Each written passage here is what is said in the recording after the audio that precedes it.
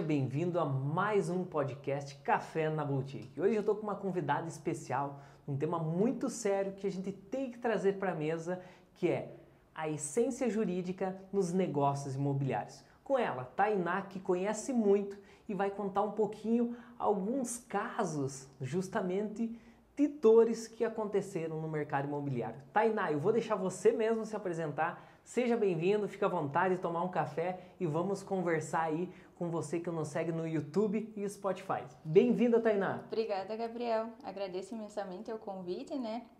E hoje o nosso assunto, que eu acho que é muito importante para todo mundo que está nesse ramo imobiliário, é a segurança jurídica nas transações e aquisições de imóveis, né?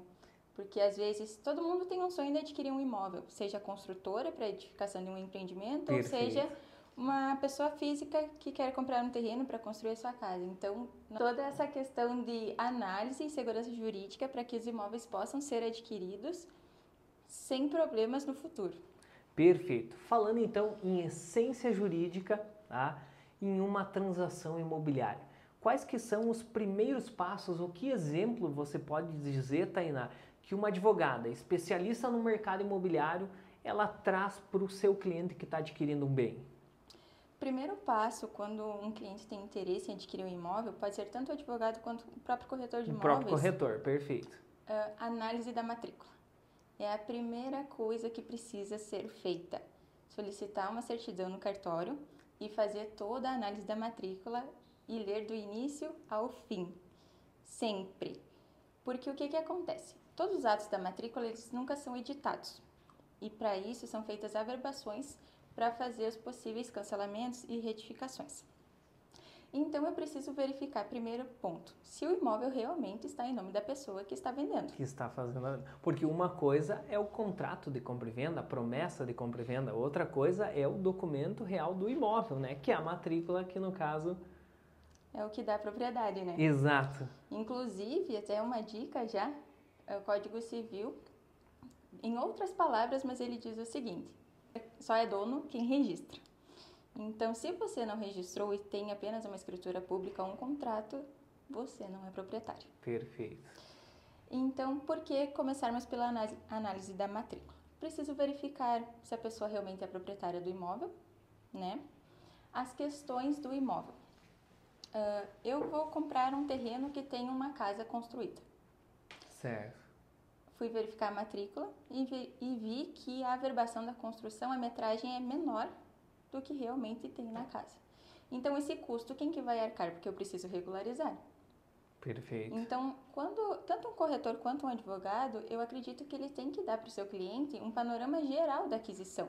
E não simplesmente, olha, eu estou te vendendo uma sala comercial ou uma casa que tem esses benefícios. Mas e o custo que ele vai ter se precisar regularizar depois? Depois. É isso que temos que ter a certeza e passar isso para o nosso cliente. Ótimo. Construtoras. Construtora quer adquirir um terreno para construir um empreendimento. Nós sabemos que o município de Passo Fundo ele é dividido por zoneamentos. Perfeito. E cada zoneamento ele tem as suas características. Taxa de ocupação, lote mínimo, questão de cota ideal de dormitório. Então, e restrições também de construção. O que eu posso construir, o que eu não posso construir. Então, a partir do momento que você consegue passar isso para o teu cliente, você já vai estar evitando muitos problemas para ele. Sim. Claro que essa responsabilidade nós não podemos jogar para os corretores, claro que não. Até porque cada um tem o seu nicho de atuação. O corretor precisa vender, o advogado precisa dar segurança jurídica, tabelionatos, fazer os seus registros. Só que quando você faz um trabalho diferenciado, ajudando o teu cliente a ver os benefícios e os malefícios de adquirir aquele imóvel, ele vai com certeza adquirir com mais segurança. Com certeza.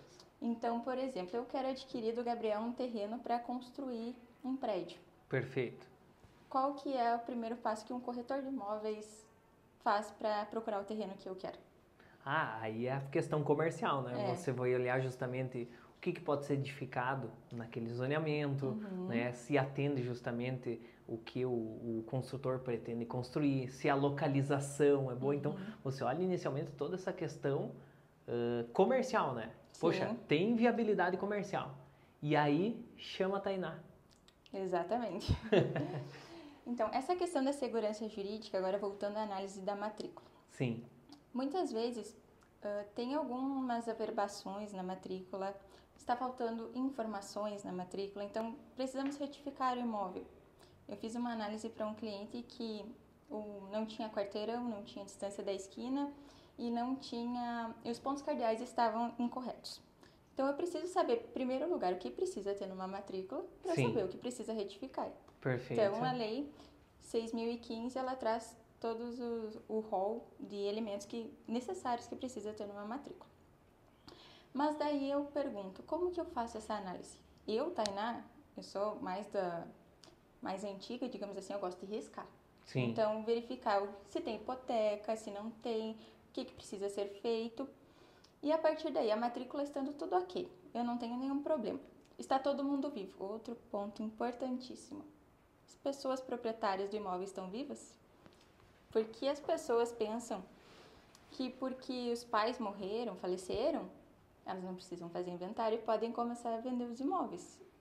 E não Aí pode. vem outro grande detalhe para ser analisado, né? Exatamente. Ou senão, eu comprei um imóvel, mas eu não registrei, só tem escritura. A pessoa que me vendeu faleceu.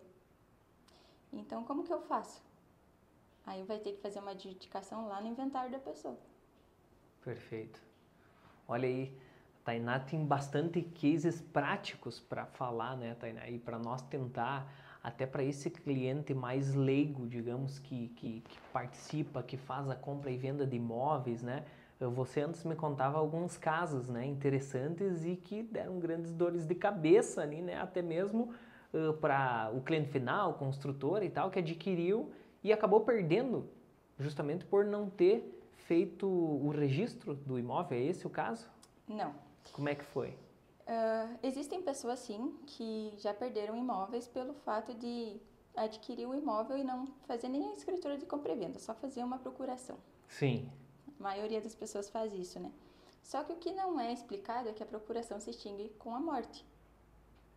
Perfeito. Então, se a pessoa falecer de novo, o imóvel vai em inventário, aí tem que passar por todo aquele trâmite que ninguém gosta de inventário para conseguir reaver o bem. Então, é muito complicado. A questão da segurança jurídica na compra e venda ou transações imobiliárias, depois da análise da matrícula, nós temos que verificar quem está nos vendendo o imóvel. Perfeito. É essa a questão. Por quê? Porque eu preciso saber se a pessoa não está devendo no mercado, porque pode ser considerado fraude de execução se ela está vendendo um imóvel, sendo que ela tem outras dívidas. Eu preciso verificar se não tem ações contra o imóvel, verificar IPTU, dentre outros impostos. Então, por que eu digo para fazer análise da pessoa que está vendendo? Por exemplo, o caso que eu comentei anteriormente, né, que o Gabriel mencionou, é um caso bem peculiar. Até uma construtora, hoje eles são meus clientes, e eles me contaram o que aconteceu. Eles adquiriram terreno de uma pessoa que tinha adquirido por uso capião. Perfeito. A pessoa foi lá, ajuizou uma ação de uso capião e ela adquiriu o imóvel. A matrícula, o imóvel estava em nome dela. Não tinha nenhuma averbaçãozinha na matrícula, estava tudo certo. Tinha a sentença transitada em julgado, abertura da matrícula em nome da pessoa. Aí foi feita a busca comercial do imóvel, gostaram do imóvel, a construtora adquiriu, porque é boa localização, os índices construtivos eram ótimos, atendia tudo. O que eu falei justamente antes. Exatamente. A construtora aprovou o projeto, começou a construir o prédio. E aí começou a tentar registrar a incorporação imobiliária, né? Porque para vender imóveis na planta precisa ter o registro da incorporação. E aí surgiu uma notícia de uma ação rescisória.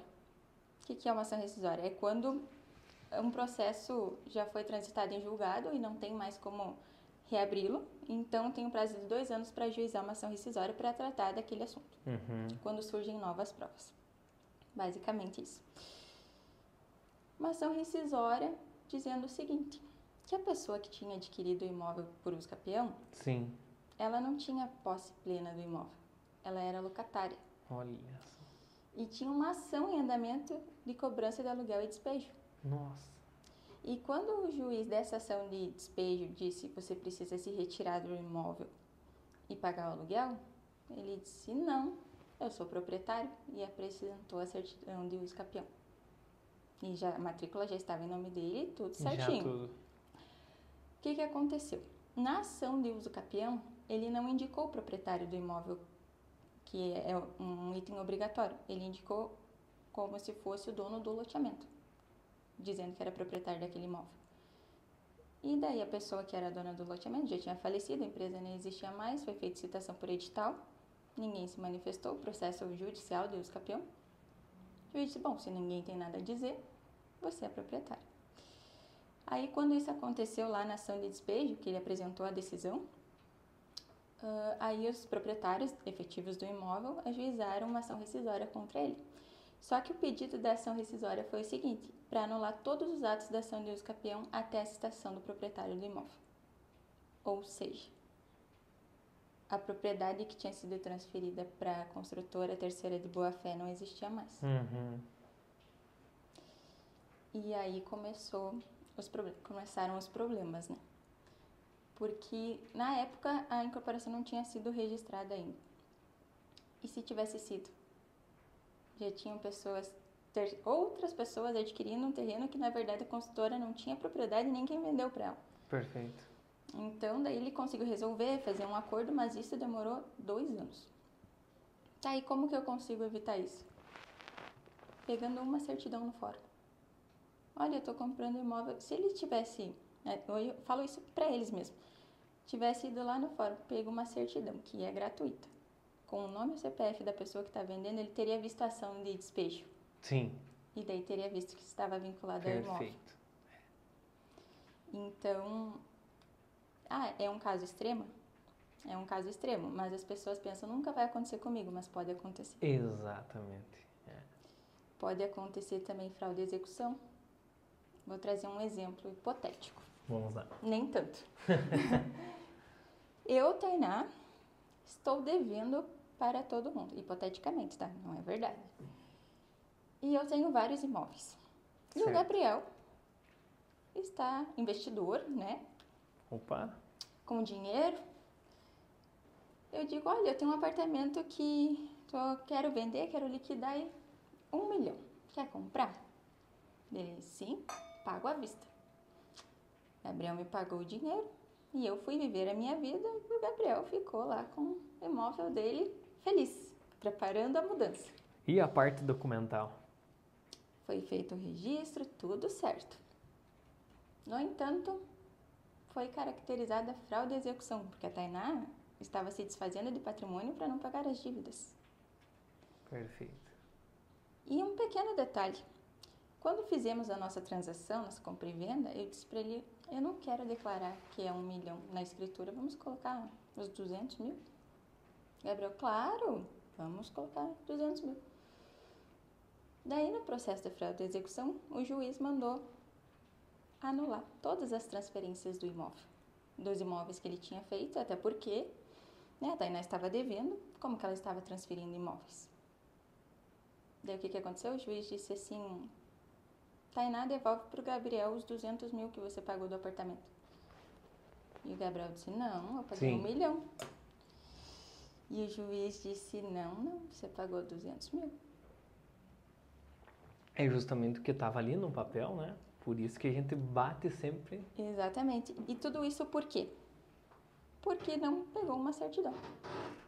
Certidões de distribuições de ações cíveis, criminais, federais e estaduais, né? Então, Tainá, para justamente não ter essa dor, tem como se precaver com isso, né? Antes mesmo de assinar um contrato, uma promessa de compra e venda, que são elas, né? Você começou com o caso da análise da matrícula, de tirar a certidão, naquele caso ali. Quais que são os outros fatores aí que tá ficando legal essa conversa? Consultar débitos de IPTU. Tem um caso, cliente meu, de novo, outro cliente, comprou um imóvel para construir um prédio. Perfeito. Já é meu cliente, mas ainda não tinha aprendido que precisava me consultar na compra e venda, né? Uhum. na verdade, ele não sabia que eu fazia essa parte de análise jurídica de compra e venda. Ele Perfeito. achava que eu só trabalhava com incorporação. Ele comprou um imóvel, foi expedida uma certidão negativa de débitos do imóvel, ele fez a transferência. Agora chegou um boleto lá para ele pagar, um carnezinho. Se eu não me engano, é 20 mil de IPTU, desde 2022 até agora. Olha só. E a certidão era negativa. Uhum. Então, assim, também pesquisa. Dá para pesquisar lá no site da Perfeito. prefeitura, verificar a inscrição imobiliária, Sim. né? Sempre tem que buscar o máximo de informações possíveis para dar segurança jurídica para o teu cliente. Meu entendimento é que sendo corretor ou sendo advogado. Por quê? Porque o próprio corretor pode fazer isso, não querendo atribuir mais. Mas hoje o corretor tem essa responsabilidade também, né? De justamente antes de vender, até na lógica, né, de um próprio agenciamento, a gente sempre fala, né, os colegas imóveis avulsos, né, que tem um histórico, que não é um imóvel, às vezes na planta, que tem incorporação, tudo isso que o corretor também precisa se certificar, né, Tainá? Sim. Um imóvel avulso, ele tem uma história maior, né? Exatamente. Então, como é que tá, né? Hoje a gente, 17 negativas, né? Se for pontuar tudo que se tira ali para fazer uma transação imobiliária, né, Tainá? Sim, exatamente. E também as pessoas costumam culpar ou registro de imóveis ou tabelionato, né? Ah, mas eu fiz a escritura, tá tudo certo. Lá na lista de documentos que o tabelionato manda para lavrar a escritura, Perfeito. diz que as certidões e distribuições de ações são opcionais. As tributárias são obrigatórias. Por que as tributárias são obrigatórias? Porque, por força legal, os tabelionatos e registros, eles respondem solidariamente pelos débitos se lavrarem escrituras e fizerem registros com o cliente devendo tributos. Perfeito. Então, por isso que é decorrência legal. Obrigatoriamente, eles têm que anexar a certidão. Mas as outras certidões não são obrigatórias. Então, isso cabe a nós, advogados e assessores das imobiliárias, dos clientes, dar segurança para eles que eles estão adquirindo. Porque isso vai muito além. Eu sempre penso que nós ajudamos a realizar sonhos. Sendo construtora, sendo uma pessoa física adquirindo, sempre você vai estar realizando o sonho de alguém.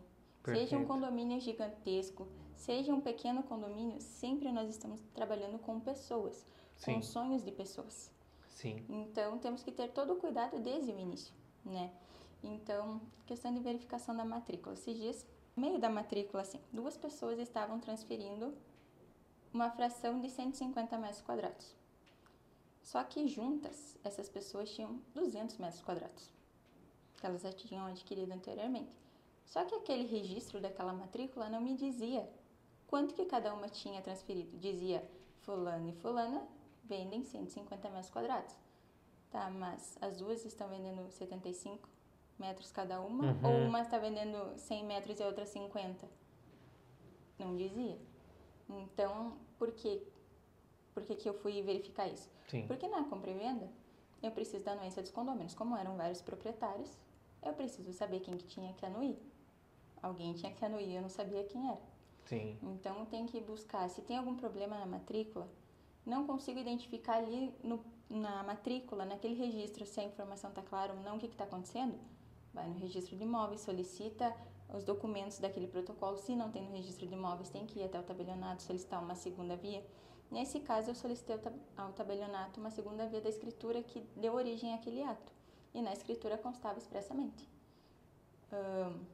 A compra e venda foi de... Uma estava vendendo 100 e a outra 50. Então, uma não era mais condômino, só precisava da anuência da outra. Perfeito. Então, são pequenos detalhes que fazem toda a diferença. Outro caso até, meu cliente comprando 3 imóveis, 3 matrículas.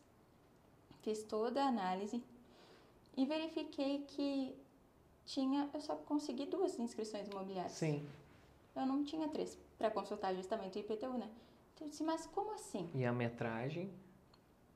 Sim, também, né? Não, na verdade, assim, as matrículas estavam ok, e daí na matrícula, na última transferência, tinha o número da inscrição imobiliária. Daí eu comparei, e era o mesmo número, né, da inscrição na mesma matrícula. Eu pensei, nossa, pode ser que tenha um equívoco aqui, né? Então, vou pesquisar no site da prefeitura. Não localizei. Fui olhar um mapa. No mapa da prefeitura, aqueles 2 imóveis é um só.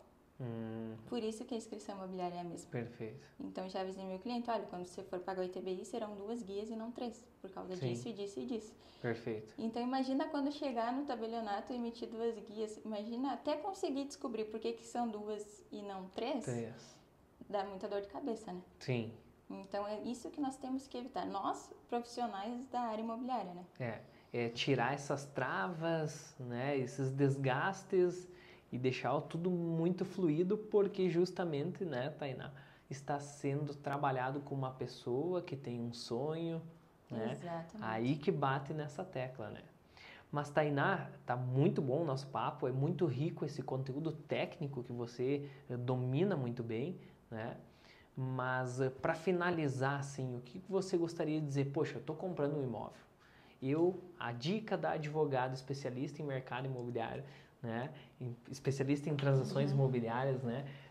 A minha dica é que você, antes de comprar, verifique isso, isso e aquilo. Ou, não, faça assim, faça assado. O que você tem, assim, para a dica do dia, né? Para passar para os nossos ouvintes aí e quem está nos assistindo também no YouTube. A dica é análise da matrícula atualizada. Por favor, matrícula atualizada. Pega uma nova no cartório. E emitir as certidões. Demora pelo menos 15 minutos para emitir as certidões e garanto que vocês vão evitar muita dor de cabeça. Então, análise da matrícula, né? Leitura até o final. Tem coisa ali no meio que talvez, mas lê até o final da averbação. E isso vai auxiliar muito. Essa é a dica. Muito bom. Tainá, muito obrigado por ter vindo até aqui neste dia chuvoso aqui na cidade de Passo Fundo, né? Quero que você deixe aí mais uma mensagem para os nossos ouvintes, uma mensagem da Tainá agora, após essa dica aí, né? Para nós finalizar aí com chave de ouro essa conversa. Quero agradecer imensamente o convite, fico muito feliz de poder compartilhar esse conhecimento, até porque às vezes fica um pouco obscuro essa questão, Perfeito. Né? Muitas pessoas não têm interesse.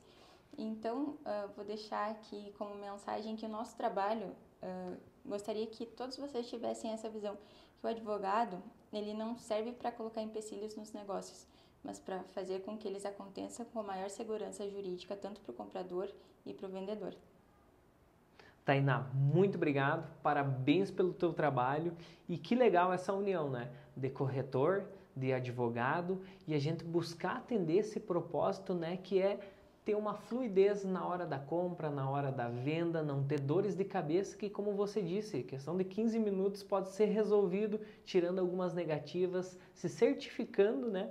Que é uma transação saudável. Muito obrigado, Tainá, parabéns pelo seu trabalho, muito obrigado a você que nos acompanhou até aqui agora e não deixe de seguir o nosso canal aqui do YouTube, no Spotify, deixa um comentário também, encaminha para um amigo, né? Porque esse conteúdo é muito técnico, eu digo que tanto para construtoras, compradores, né? Para você comprador, que é o nosso maior público, mas nós também temos muitos corretores aqui, especialistas no mercado imobiliário também, advogados, né? Então, é um conteúdo aí técnico para você acompanhar. Obrigado, Tainá. Eu que agradeço.